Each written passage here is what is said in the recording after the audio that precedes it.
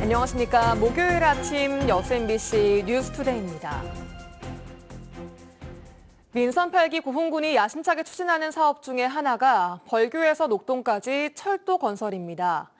고흥군은 국가 주요 기관망인 철도라는 성격상 쉽지 않은 사업인 만큼 사전 타당성 조사는 물론 정부와 전남도 군민 설득을 위한 논리 개발에 발빠르게 나서고 있습니다. 최우식 기자가 보도합니다. 부산 목포를 잇는 남해안 철도에서 더 남쪽으로 지선이 연결된 반도는 아직까지 여수가 유일하고 거제를 잇는 남부 내륙 철도가 올해 착공합니다. 이후 2026년부터 2035년까지 추진될 제5차 국가철도망 구축 계획은 내년 초에 수립됩니다. 고흥군은 여기에 가칭 고흥 우주선 철도 계획을 반영한다는 구상입니다. 현재 도내에서는 고흥군과 해남군이 각각 철도망 반영을 추진 중입니다. 고흥군은 이미 지난해 9월 3억 8천만 원의 예산으로 사전 타당성 조사 영역에 착수했고 다음 달 신규 사업 건의를 앞두고 최근 전남도와도 업무 협의를 마쳤습니다. 녹동 신항은 제주도를 오가는 여객선 이용객이 연간 27만 명에 달하고 180만 톤의 화물을 유통하는 물류 거점의 역할을 하고 있습니다. 접근성이 더욱더 시급합니다. 부전 목포 간 고속전철은 하루 왕복 11회로 확정됐는데 이 가운데 여유가 있는 일반 차량 4회 중에 2회만 벌교 고흥으로 변경 운행한다면 타당성은 충분하다는 게 용역팀의 전망입니다.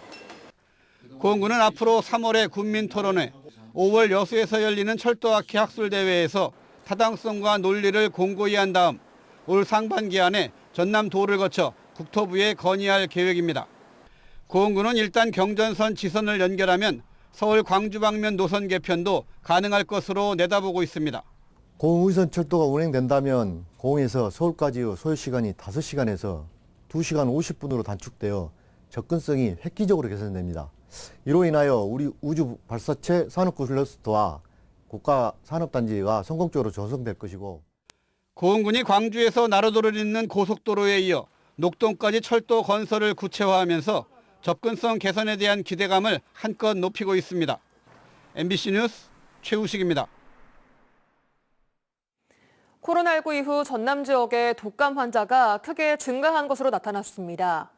전남보건환경연구원은 지난해 9월 인플루엔자 유행주의보 발령 이후 현재까지 도내 호흡기 환자 255명 가운데 30.2%인 77명에서 인플루엔자 바이러스가 검출됐으며 지난해 같은 기간보다 2.2배 증가했다고 설명했습니다. 또 지난해와 달리 유행하는 인플루엔자 유형이 A형뿐 아니라 B형도 지속해서 확산하고 있다며 마스크 착용과 손 씻기 등 기본 예방수칙 준수를 당부했습니다. 작년에 여수를 찾은 관광객이 그 전해에 비해 많이 줄었습니다. 특히 여수의 랜드마크들이 코로나 전의 인기를 회복하지 못하고 있는데요. 관광 1번지 여수에 새로운 콘텐츠가 필요하다는 지적이 나옵니다. 최황지 기자의 보도입니다. 전성기였던 2017년 하루 평균 7,000명이 찾았던 여수 해상 케이블카. 7년이 지난 지금 이용객 수는 절반 이상 줄었습니다. 그러는 사이 전국적으로 목포와 해남 등의 비슷한 해상 케이블카가 잇따라 생겼습니다. 해상 케이블카가 생겨가지고 메리트가 없어졌을 뿐더러 주변에 젊은 사람들이 좋아할 만한 그런 관광지도 별로 없고 여수 관광의 핵심으로 연간 300만 명이 찾던 오동도도 지난해 관광객이 반토막 났습니다. 오동도는 동백꽃이 만개하는 3월까지가 전성기인데 보시다시피 한적한 모습입니다. 여기에 젊은 관광객들이 많이 찾는 엑스포 공원까지 6년 전 300만 명이 찾았지만 지난해 200만 명에 그쳤습니다. 여수 지역 주요 관광지에 방문객이 큰 폭으로 줄면서 지난해 여수를 방문한 관광객 수는 1,100만 명. 지난해 코로나 엔데믹을 선언했는데도 2022년보다 오히려 줄어드는 추세를 보이고 있습니다. 시행중이나 이런 데서 좀 숙고를 해야 될 그런 시점이라고 봅니다. 관광객이 감싸고 있는 것은 사실이고요. 코로나 이후 관광 전략을 새롭게 수립해가는 다른 자치단체와 비교해 여수시는 이 같은 노력이 부족하다는 지적도 나오고 있습니다. 제주도처럼 뭐 박물관이라든지 여러 컨텐츠 시설을 유치할 수 있도록 세제 부여 혜택을 부여해서 이런 컨텐츠 시설을 늘리는 데 여수시는 이런 문제가 잇따라 제기되자 올해 4월 추경을 편성하고 2035 관광종합발전계획 용역을 추진할 계획이라고 밝혔습니다. MBC 뉴스 최왕지입니다. 여수 상공회의소가 돈 선거 논란을 불러온 추가 회비 제도를 폐지하기로 했습니다. 여수상인은 어제 열린 정기의원총회에서 추가 회비 제도를 없애기로 결정하고 관련 규정을 개정할 계획이라고 밝혔습니다. 상인은 또 다음 달 선출되는 일반 의원 38명을 여수산단 공장장협의회 회원사 50%, 지역업체 50%로 구성하기로 했습니다. 광주와 전남 지역의 청년 인구가 줄고 있고 청년 고용 지표도 계속 악화하고 있는 것으로 파악됐습니다. 한국은행 지역본부는 청년 고용 부진 원인과 정책점 시사점이라는 보고서를 통해 코로나19 이후 전국의 청년 고용률이 조금씩 회복세를 보이고 있는 반면 광주 전남 지역은 정체된 모습을 보이고 있다고 분석했습니다. 또 청년 고용 부진을 개선하기 위한 정책 과제로는 미래형 자동차와 신소재, 인공지능 분야의 기업 유치와 중소기업 근로 여건 개선을 위한 노력 지속, 청년 친화적 산업 육성 등을 제시했습니다. 전라남도 의회가 무안국제공항 활성화를 의회 차원에서 논의하겠다며 대토론회를 열었습니다. 서남권 중심 공항으로 거듭나기 위한 시설 확충 필요성 등이 논의가 됐지만 사실상 군공항 통합 이전 설득을 위한 전남도의 군공항 이전 바로 열기와 다를 바 없었다는 평가입니다. 서희령 기자가 취재했습니다. 코로나19 사태가 시작되며 전 세계적으로 여객 실적이 급감했던 지난 2020년. 올해부터 각국의 여객 수송량이 빠르게 늘면서 본격적인 회복세를 보일 것으로 전망됩니다. 무안국제공항 활성화를 주제로 전남도의회가 개최한 토론회에서는 무안국제공항 활성화의 중요한 시기를 맞았다고 진단했습니다. 무안공항을 경유하는 2025년 호남 고속철도 2단계 개통 등이 수요를 증가시킬 것이라는 겁니다.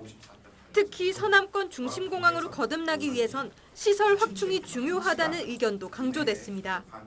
무엇보다도 중요한 게 이제 지금 2,600m 정도 되는 이 활주로가 한 3,160, 한 400m 정도 더 확장을 해서 이제 그 대형 항공기가 뜰 수 있는. 이 자리에서는 전라남도의 광주 민간 군공항 무안 통합 이전 추진 상황 브리핑에 이어 통합 이전 필요성을 강조하는 강연도 이어졌습니다. 무안국제공항 활성화를 주제로 한 자리였지만 정작 무안군 도의원들은 모두 불참했습니다. 토론 참석자들이 군공항 통합 이전에 찬성하는 측에 치우쳐 제대로 된 토론이 이뤄질 수 없다는 이유였습니다. 지역민 대다수가 군공항 이전을 반대하고 있는 입장에서 토론회는 좀 더 객관적이고 합리적인 입장에서 진행이 돼야 된다고 생각을 합니다. 최근 강기정 광주시장이 유의미한 진전이 없다면 플랜 B를 가동할 수밖에 없다고 밝히며 또다시 논란이 된 상황. 김영록 전남지사는 임기 안에 군공항 이전 문제를 해결하겠다는 의지라고 일축하며 무안군수와의 3자 협의 의지를 밝혔지만 무안 민심과의 마찰은 계속되고 있습니다. MBC 뉴스 서희령입니다. 광양시가 온실가스 감축과 미세먼지 저감을 위해 수소차 보조금 지원 사업을 적극 추진합니다. 올해 광양시의 수소차 구입 지원 규모는 총 198대 112억 원이며 차종별로는 승용차 185대 대당 3,450만 원, 고상버스 11대 대당 3억 7천만 원, 저상버스 2대 대당 3억 9천만 원 등입니다. 신청 대상은 광양시에 3개월 이상 주민등록상 주소지를 둔 18세 이상 시민과 지역 내 법인, 기업 등이며 개인, 법인, 기업 동일하게 각 한 대까지 보조금을 지원합니다. 지난해 발생한 여수 시립묘지 공금 횡령 사건 관련해 해당 직원이 검찰에 넘겨졌습니다. 여수시 등에 따르면 영락공원 관리 업무를 맡던 직원이 빼돌린 금액은 1,300만 원이며 경찰은 해당 직원을 횡령 혐의로 검찰에 송치했습니다. 한편 해당 직원이 해임된 후 후임으로 누나가 채용된 것으로 알려지면서 또 다른 논란이 되고 있습니다. 유동성 위기에 빠진 한국건설이 보증사고를 피하기 위해 아파트 사업장의 예상 공정률을 꼼수 변경한 게 아니냐는 의혹이 제기되고 있습니다. 그렇다면 보증사고 여부를 판단하는 기관인 이 주택도시보증공사는 그동안 어떤 일을 한 것인지 따져봤습니다. 임지은 기자입니다. 한국건설이 짓는 아파트 입주 예정자인 이모 씨는 걱정으로 하루를 보내고 있습니다. 그동안 한국건설이 대신 내주던 월 70만 원의 중도금 이자를 유동성 위기에 빠진 건설사 대신 내야 한다는 사실만으로도 힘든데 건설사가 공정률 변경을 통한 방법으로 보증사고를 회피한 것 아닌지 의심되는 상황을 알게 됐기 때문입니다. 보증사고 요건에 충족되면 주택도시보증공사로부터 분양대금을 환급받을 수 있는데 건설사 측의 갑작스러운 공정률 변경으로 보증사고 기준을 미달하게 되면서 이러지도 저러지도 못하는 상황입니다. 이렇게 확인까지 했는데 만약에 그걸 못해. 그러면은 더 타라고 힘 빠지죠. 보증사고를 판단하는 기준인 공정률 차이에서 한국건설은 이미 지난해 11월 보증사고 기준인 25%포인트를 넘은 바 있습니다. 이 사실만으로도 주택도시보증공사는 해당 사업장을 보증사고 처리할 수 있습니다. 하지만 그렇게 하지 않은 이유에 대해 보증공사는 절차상 이유를 들고 있습니다.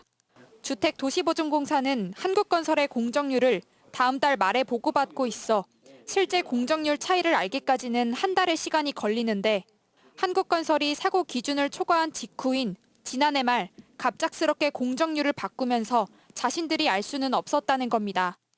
취재진은 입주자들을 위해 보다 적극적으로 파악할 수는 없었냐는 질문을 했지만 공사 측은 답변을 거부했습니다. 하지만 입주민들의 피해를 위해 세워진 기관이 이 사안을 안일하게 보고 있는 것 아니냐는 지적이 나옵니다. 보증사고의 위험성이 좀 충분히 이렇게 일어날 가능성이 있는 공사 현장이라고 하면 그런 사전 정보들은 충분히 다 있을 거로도 보여지는 거죠. 네, 꼭 그 보고서를 통해서만 비로소 인지한다라는 것도 실무상 그게 맞은가에 대한. 한편 보증사고를 피하기 위해 공정률 변경이라는 꼼수를 쓴 것 아니냐는 의혹에 대해 한국건설 측에 반론을 들으려 여러 차례 연락했지만 연락이 닿지 않았습니다. MBC 뉴스 임지은입니다. 순천문화재단이 지역 원로 예술인의 삶을 기록한 다큐멘터리 영상을 제작 공개했습니다. 배단법인 순천문화재단은 어제 한국화 서남수 작가, 서양화 김덕희, 김용근 작가 등 지역의 원로 미술인 5명의 문화예술 발자취를 담아내고 순천예술사의 기초자료를 활용하기 위한 다큐멘터리 흔적 미술편을 공개했습니다.